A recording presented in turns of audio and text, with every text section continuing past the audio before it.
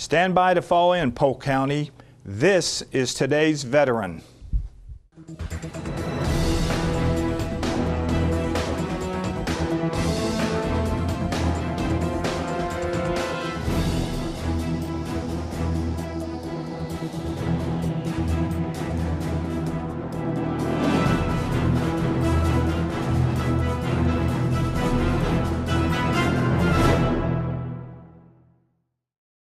Hello and welcome, and on behalf of everyone at the Polk County Office of Veteran Services, thanks for joining us. I'm Tim Kirkhart, your host, and on this installment of Today's Veteran, we chat with George Wanberg and Hap Branthoover with Cornerstone Hospice about what they have to offer veterans and their families. But we start off today's show with a look at Clark's House Incorporated. Clark's House Incorporated is committed to supporting homeless and low-income veterans so that they can become self-sufficient and productive members within their community. Joining us in the studio is John Quirk, Lead Outreach Specialist. Welcome to Today's Veteran, John. Thank you. I'm glad to be here. We're glad to have you. John, why don't we start out with you maybe telling us a little bit about yourself and your journey to where you are today. Well, I was born here in Lakeland, Florida, and grew up here. Following high school, I needed a lot of supervision, so I decided I needed to go ahead and join the Navy. And I did that, and I served in the Navy during Desert Storm. Following that period of war, I decided I'd had enough and wanted to get out and come home, and so I did. And at that time, I was really lost and ended up living out of my van and being homeless. Somewhere along the way, God got a hold of me and snatched me up and got me to straighten out my life. And I've known Paul Clark for about 20 years, and he's a mentor for me, and he founded Clark's House Incorporated. And last year, he spoke to me about working with Clark's House to reach out to other veterans who were homeless and in need, and so that we could help them get off the streets. Okay. Well, tell us about Clark's House. Tell us about what their mission is to start with. Well, it was founded in 2008 by Paul Clark as like a transitional housing for those people in recovery. And they noticed over the time, his wife Cynthia Clark is the executive director, and they noticed over the time that a lot of their clients were veterans. So in 2013 or so, Cynthia wrote the grant and got approved for the Supportive Services for Veteran Families grant. And what that grant is for low-income and homeless veterans who are in danger, or veterans who are homeless or in danger of becoming homeless. And we use the funds to help them to obtain housing so that they can become self-sufficient and productive members of society. Okay, what if a veteran needs assistance? What is the procedure, and what programs are available at this time for veterans? Well, actually with Clark's House, there's several different programs available. My job as lead outreach specialist is to go all over Polk County and locate, identify, and recruit the veterans that are in need. We are asking everyone in the community that if they know of a veteran who is homeless or in need of services to prevent them from becoming homeless, that we ask them to call us at the office or to reach out to me so that we can go and talk to them and get them the services that they need.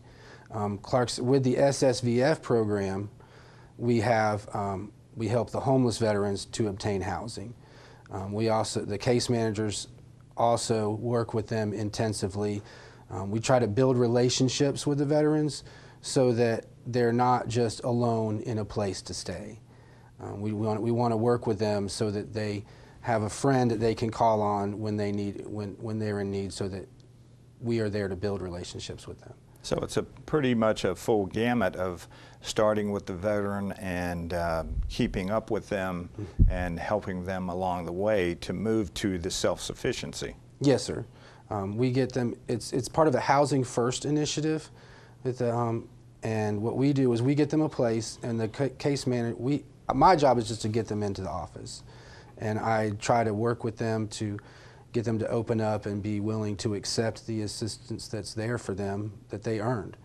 And the case managers, from that point, they take over and they work with them and they build relationships so that once they're in a place, the other services that they might be in need of, we can get them in touch with the people that can help them with that as well. Okay.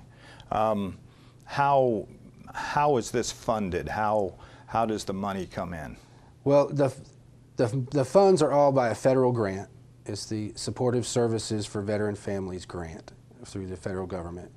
And they specify what we can use the money for and what we can't use the money for. So, but it's all for veterans. The SSVF is for other than dishonorably discharged veterans. We also have a second grant that is an ESG grant that is for dishonorably discharged veterans. So we're non-discriminatory. As long as they're a veteran, we can offer them assistance. We have a brand new grant through the GiveWell Foundation that we can help pay mortgages for veterans.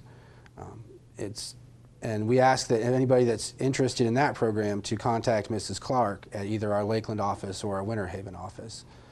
Okay. She's the executive director, and she has all the information available for those. Okay.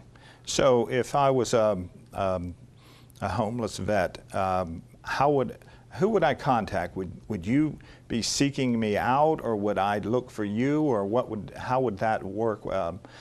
Because at our office we have veterans who come in and they need assistance. How would that work? It's both ways. I seek them out.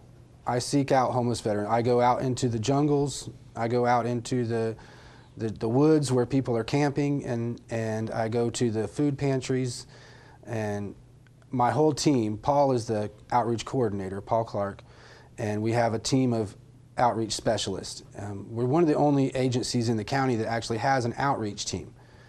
We go to where the veterans are, where the homeless people gather, and we try to reach out to them and bring them into the office.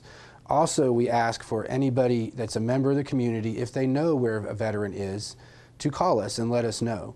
I give out my cell phone number. It's 863-877-6315. I give that to everybody and ask them if they know a veteran that needs help to please call me. We give them the office numbers. We ask them if they know somebody to call the office and let us know where they are.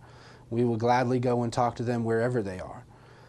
I get calls regularly. It's like, hey, there's a guy on the corner of 98 and anywhere, Edgewood, and they're asking for food, and it says he's a veteran. So I get in the car and I'll go talk to him.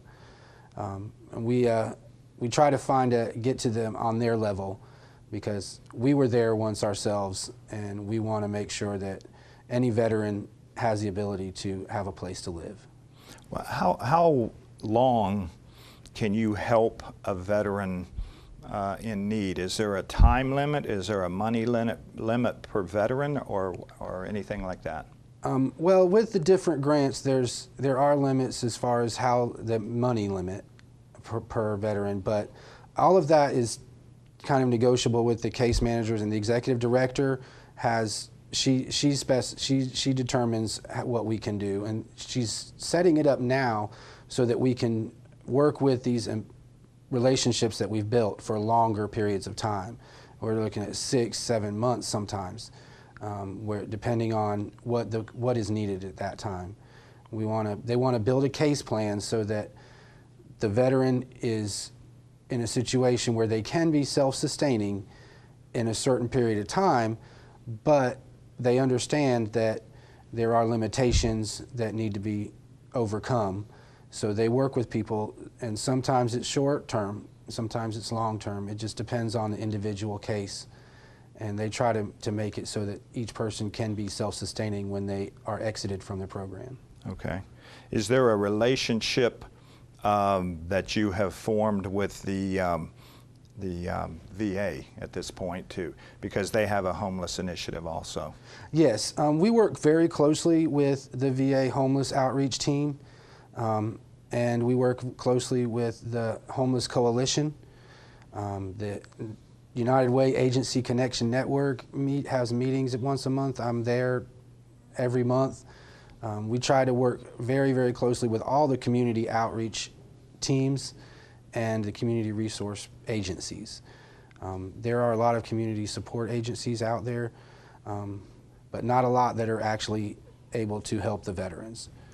This is the first time that this grant has been approved in this county when we started last year, and there's really never been anything like Clark's House before. We do outreach on a daily basis, and I think there's only maybe 2 other agencies that are actually doing that. The VA has an outreach team, and I believe Michelle Keaton's probably the head of that, and I work closely with her. We go out in the field together sometimes. We share information regularly.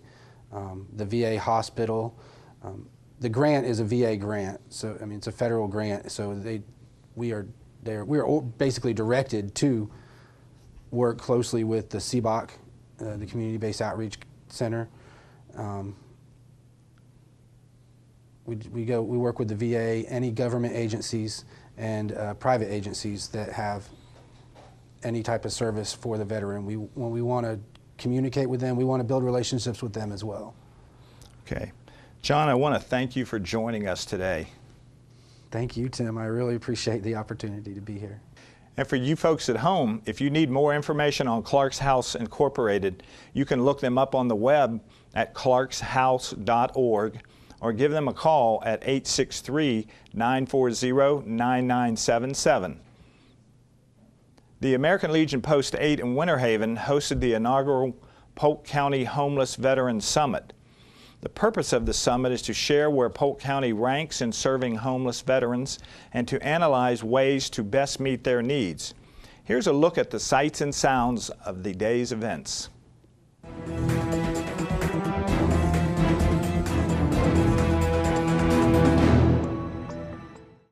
In 2013, it cites in here a number of 58,000 homeless veterans in the United States as of 2013, 58,000. About 13% of them are in the Los Angeles area. And the sad part of all this is that a number of years ago, like in 1888, there was property donated by a then senator from California and a local businessman to provide a location where disabled veterans could be cared for. Well, in the intervening time, specifically after Vietnam, all that changed. They no longer took veterans, and in fact, they leased out the property. Okay, that's the sort of thing we've seen happen in the last number of years. When most of us served, or at least when we came in, a large fraction of the representatives in Congress had military service. Many of them World War II, Korea. In fact, the figures are 80% of the senators in 1980 and 60% of the representatives in 1980 had military service. Today it's less than 20% in Congress. And that's reflective of what's happening in the nation as well. Only 6%, including those on active duty today, are either veterans or are currently serving. 6% of the population are pulling the wagon for everyone else. So what does that mean? What that means is there's a less understanding of what the veteran calling is all about and what's required when folks come back with broken limbs and broken attitudes that need to be cared for. You know, what we do is we provide non-homeless veterans benefit services, but we're not in the business of meeting the basic needs of our homeless veterans. So it's like, why should we reinvent the wheel? You guys are the experts. We just need to tap into your resources and what you know, because you're the experts in this area. We just need the nonprofits of Polk County to meet our homeless veterans' needs. I don't believe the word, like I said, homeless and veteran should never be used in the same sentence, especially in this county. We're going to solve this problem. So our purpose today is to begin the dialogue as to how we as a county can meet these needs. Today is about bringing you, the service organizations, together to discuss issues, concerns, and solutions. Through talking to you experts and like-minded individuals to identify common issues, concerns, and find better solutions. We owe every veteran a debt we'll never repay. We can't, but we certainly can try. And it's unclear why veterans experience a higher rate of homelessness, but they do. And veterans in Florida account for 14% of the homeless we have here.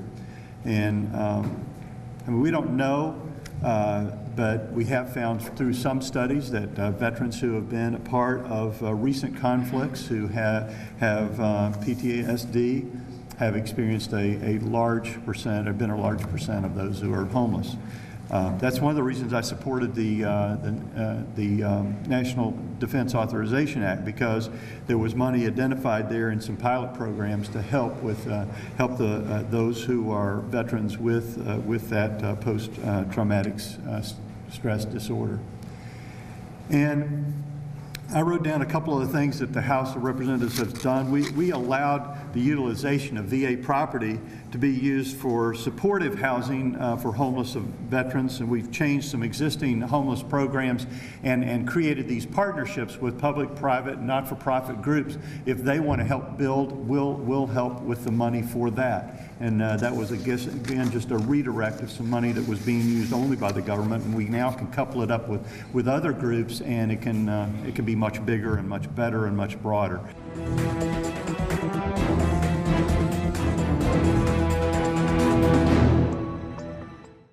Welcome back to Today's Veteran. I'm your host, Tim Kirkhart. The word hospice comes from medieval times, when hospitality shelters provided rest for sick or weary travelers on long journeys. At Cornerstone Hospice, they concentrate on meeting the physical, social, emotional, and spiritual needs of our patients and their caregivers. Joining us from Cornerstone Hospice is George Wanberg and Hap Branthoover. And today, welcome to Today's Veteran. Thank you very much for inviting us. Thank you. Good. George, tell us a little bit about your journey. I know you're both are veterans, so tell us a little bit about your journeys to where you are now. Yeah, I was in the United States Marine Corps in Vietnam. I was there for the Tet Offensive, and went to school, did this and that, but I was involved with the medical community for over 35 years. And when I retired, I needed to find something to do, and I've always had a heart for veterans. And I found out about Cornerstone Hospice several years ago, and I became a volunteer with them, because they have what they call a Salutes program, where we reach out to our veterans, not only in our hospice service, but other veterans in our community. And that's how I got started. I came on part-time after that, and now I'm kind of in charge of the program for 7 counties. Okay. Hap, tell us just a little bit about yourself and how you got to where you are now. Well, I was in the Air Force from 1968 to 72, and I was at a Cornerstone Salute at one of the nursing homes, and talked to one of the directors, and it was just something that I had to get into. And I started 2.5 years ago, and it's been a great experience. Okay. So you're a volunteer? Yes. Yes, I'm a volunteer. George, tell us about the Salutes program. Tell us about it and how it works. Sure. There are over 5,000 hospices across the United States, of which a little over 2,000 actually have some sort of program that reaches out to their veterans. Within that 2,000, we've become part of a national initiative called We Honor Veterans. And they rate our ability to reach out in 4 different levels. And last year, we became one of 109 plus who reached level 4.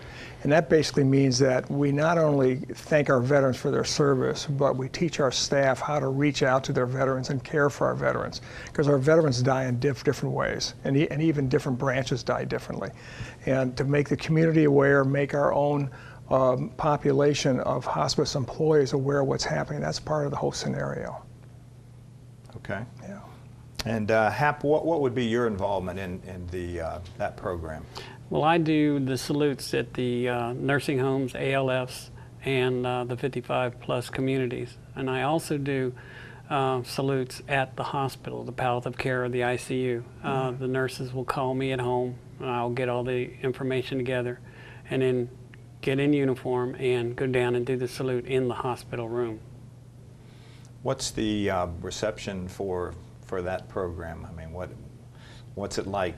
You know, I'm going to just tell you a brief story. I got a call on a Wednesday several months ago to go down to St. Cloud. Now, I live up in Lake County. And I said, I'll be happy to do it, but you know, we do have volunteers down there to go in. It was for a pinning ceremony for one of our veterans. And it turned out that this gentleman was an Iwo Jima Marine.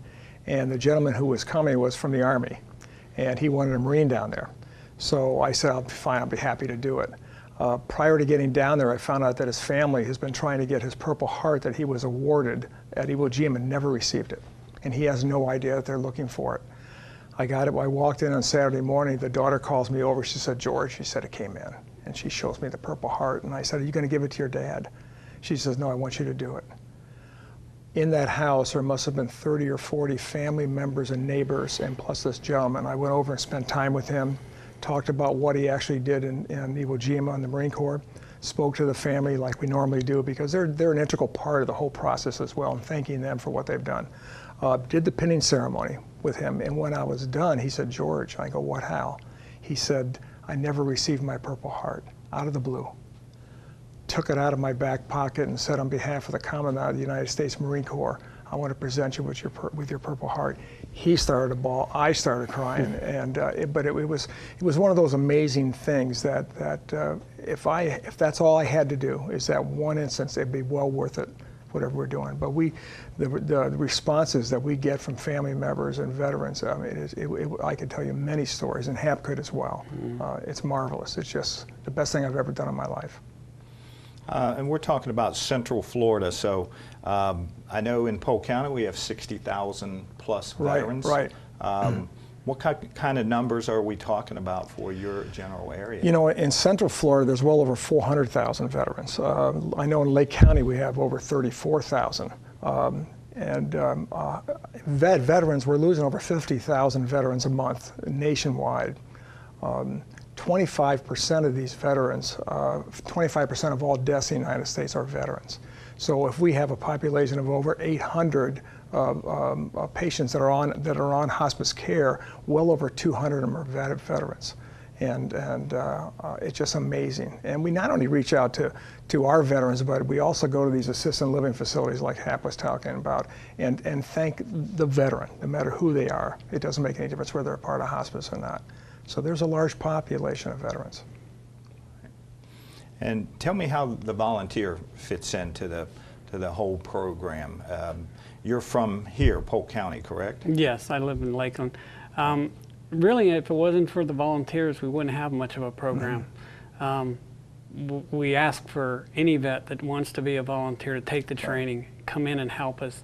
The rewards that you get from these ladies and gentlemen is just astronomical. You can't imagine the happiness they get when they get the pin, or you give them that salute. I've had patients in the hospital that can't move, but you give them that salute, man, that arm will pop up, and that's worth everything. Yeah. Yeah.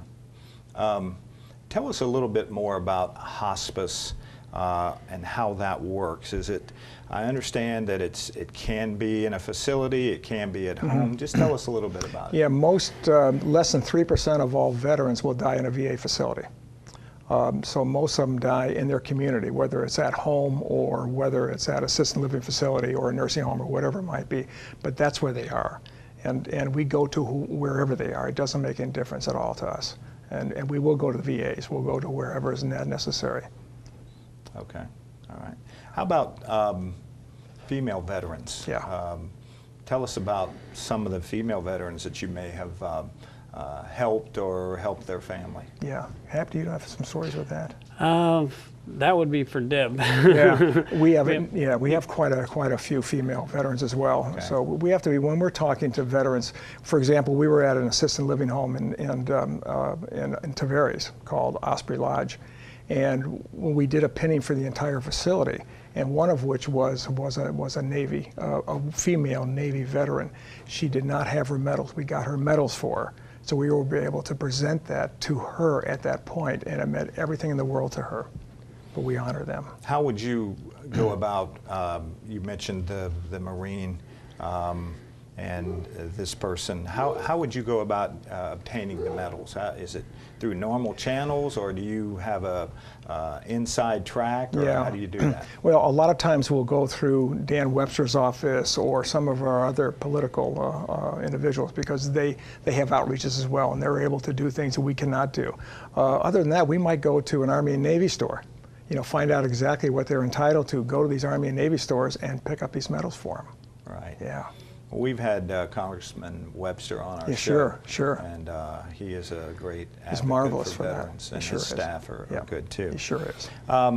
What else do you want to tell us about your program? Anything more specifically about the Salutes program or the pinning program? Well, let me just read what we normally do when we go on in and do a salute. We read a citation to the veteran, and it basically says, Cornerstone salutes our veterans.